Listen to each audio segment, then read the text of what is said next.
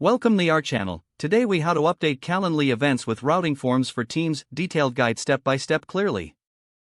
To update Calendly events with routing forms for teams, start by logging into your Calendly account. From the dashboard, navigate to the event type you wish to update. Click on the event type to open its settings. In the event settings menu, locate the invitee questions section.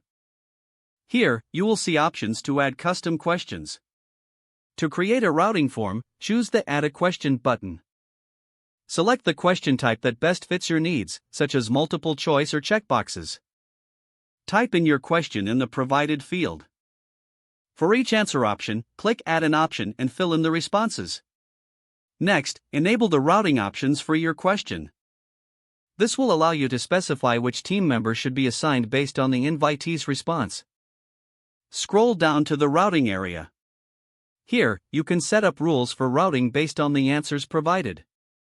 For instance, if an invitee chooses a specific answer, you can route them to a designated team member. After configuring your routing settings, review the changes to ensure everything is correct. Once satisfied, click Save and Close to apply the updates. To test the routing form, go back to the main dashboard and schedule a test event. Follow the prompts, answering as an invitee would. Confirm that the routing correctly directs you to the appropriate team member.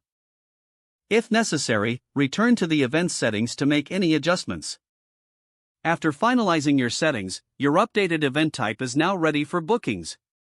This will enhance your team's scheduling efficiency and ensure that invitees connect with the right person. If the page does not load, refresh the browser or try again in a private or incognito window. Make sure you are using the correct email address, then retype it carefully to avoid small typos. If your password is not accepted, use the reset option and create a new strong password you can remember. Check your spam folder for verification or security emails, then complete any requested confirmation steps. Enable two-factor authentication if available to improve account security and reduce unauthorized access risk. After signing in, review your profile details so your contact info. Don't forget to like this video and subscribe to our channel for more step-by-step tech guides.